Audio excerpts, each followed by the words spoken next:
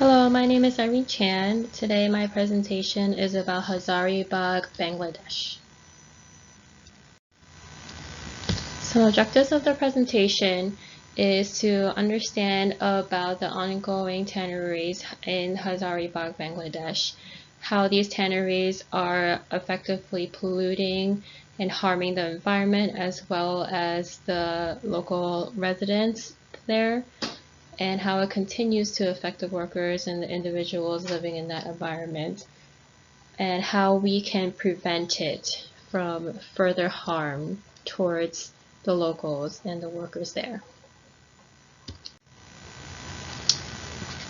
The slides will consist of some data in terms of toxic waste and how it is harming the environment, the local community, as well as how are things harming the workers themselves, how it is affecting all the environment within the Bangladesh area, how tanneries are very harmful in there, and ways that we can prevent.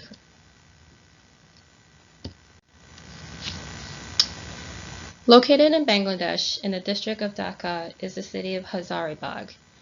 Tanneries began in 1960 by Punjabi traders from what was then Pakistan.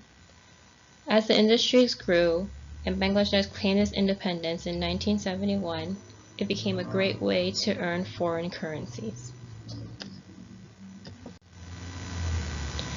Tanning industry has been increasing in developing countries. The Bangladesh leather sector plays an important role to expand the economy in terms of export and domestic market. Currently, there are about 220 manufacturing units in Bangladesh, with approximately only 113 tanneries are in effective operation. A number of chemicals and mechanical operations are used to produce good quality leather during the tanning process. It is reported that only 15% of the chemicals are retained in the leather, while 85% of the chemicals residue are entered in the waste streams.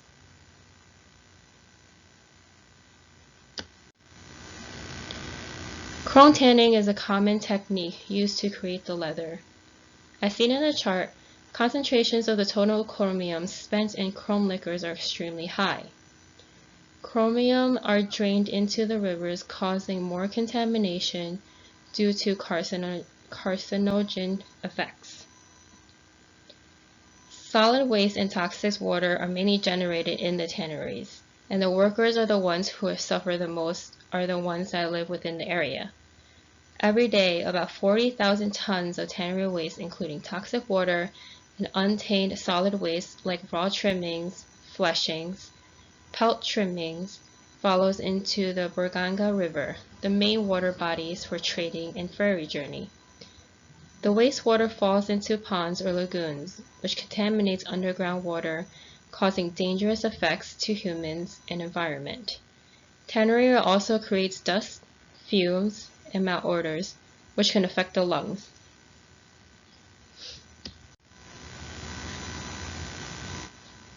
As you can see in this chart, the water pollution is affected each month, with the exception of September, but it continues to gradually fluctuate throughout the years or the months.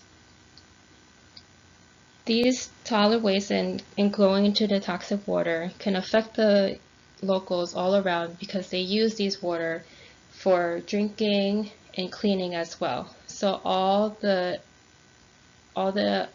toxic waste continues to go in there and form into the rivers and continue to flow throughout the whole entire water system.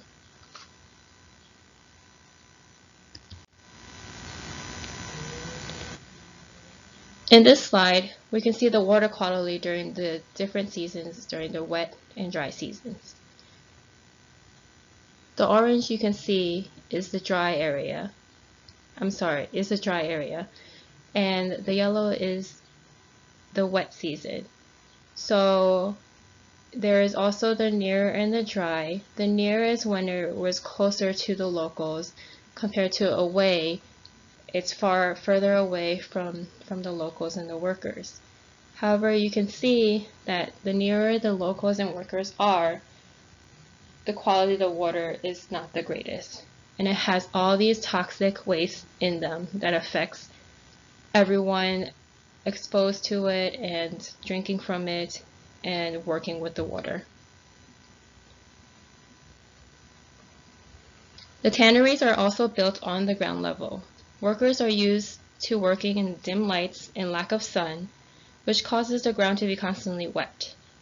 In the winter time, the ground is twice as wet, and workers are working in a cold environment with cold water due to lack of heating system.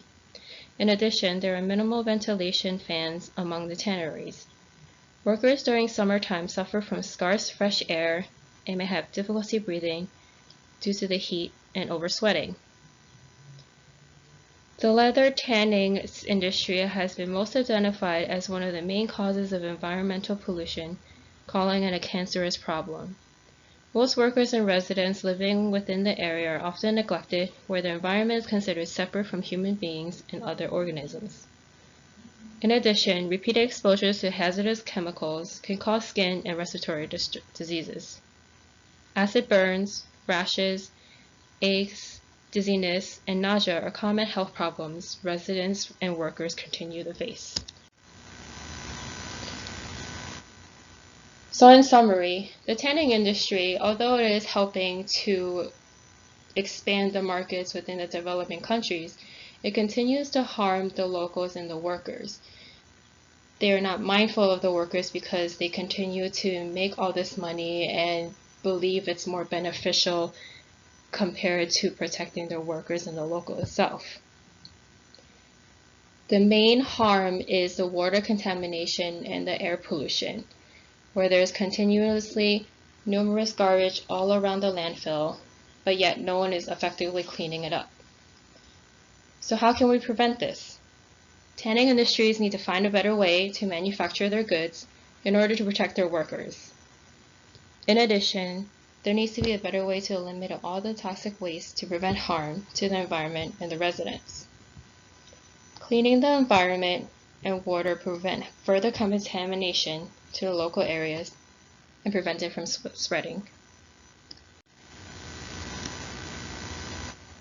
Thank you for listening to my presentation. I hope you understand more about the harm and the environment over in Hazaribagh, Bangladesh, and how it continues to affect the residents and the workers. And hopefully someday there will be a time where they can find out a way to prevent all this and find different ways to protect and earn money at the same time.